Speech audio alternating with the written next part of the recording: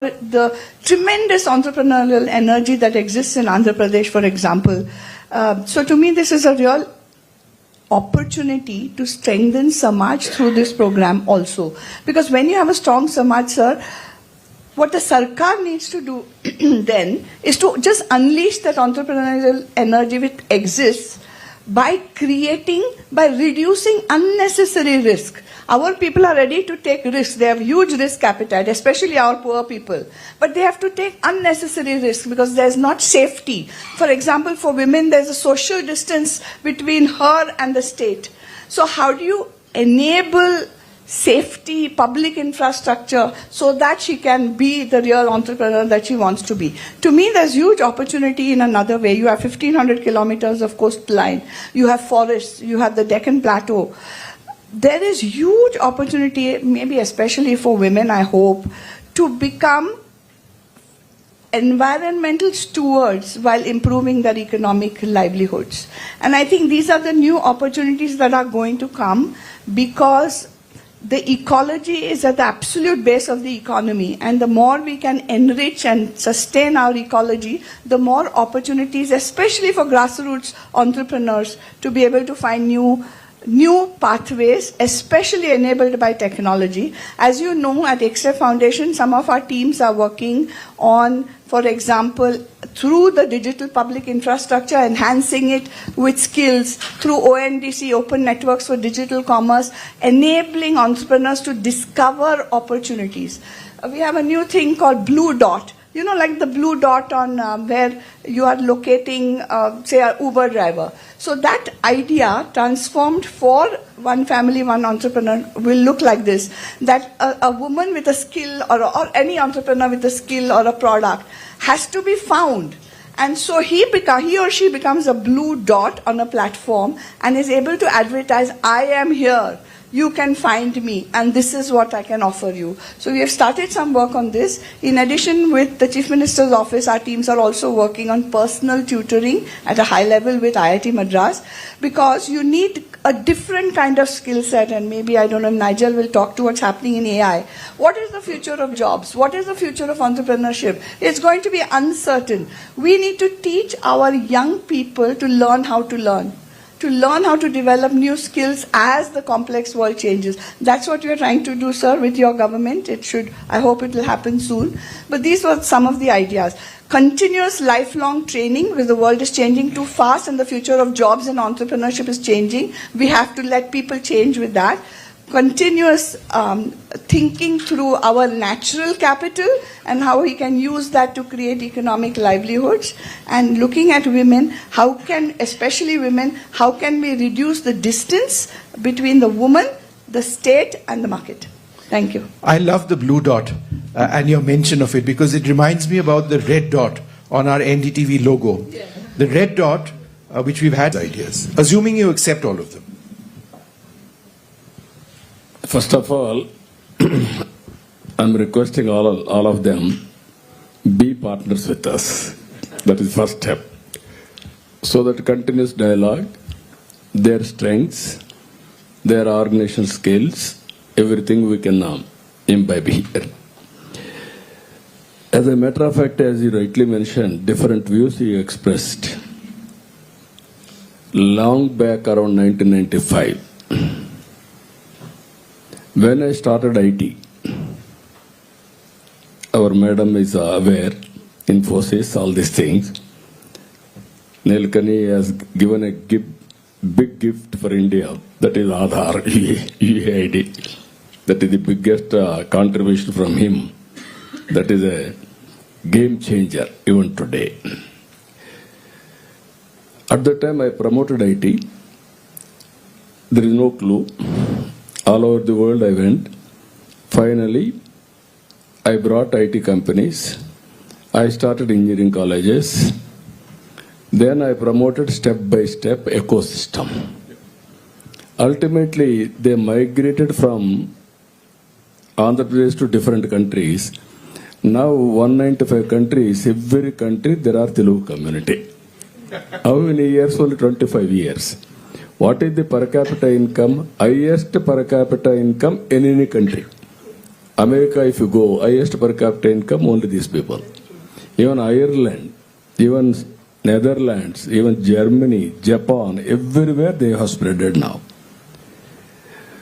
At that time, I used to do one more experiment. I used to take entrepreneurs and prospective entrepreneurs, not with my cost. I used to take everybody along with me, one get together, local entrepreneurs of the place, my entrepreneurs.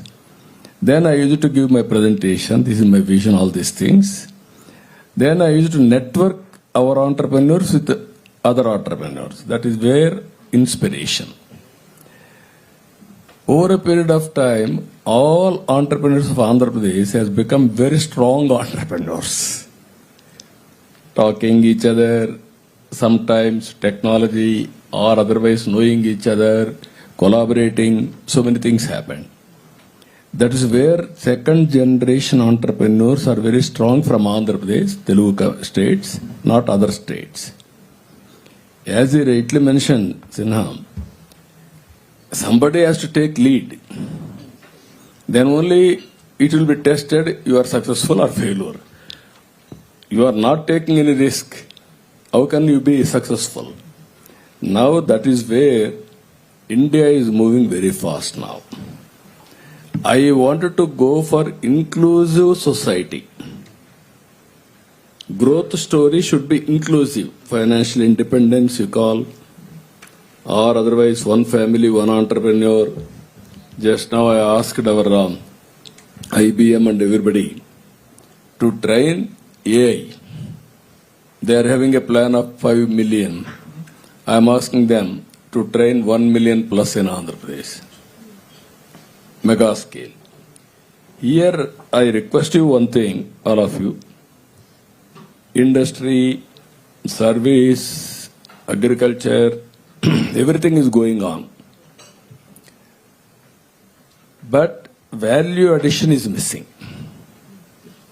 Product perfection is missing.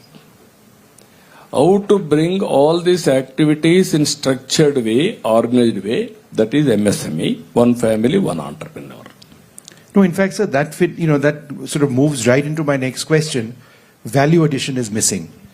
How do we define value addition? In fact, Sonia, that was my next question for you, because how does Salesforce measure and define metrics which actually look at business resilience and long-term viability? What's working and what's not? How do you do that? Yeah, thank you.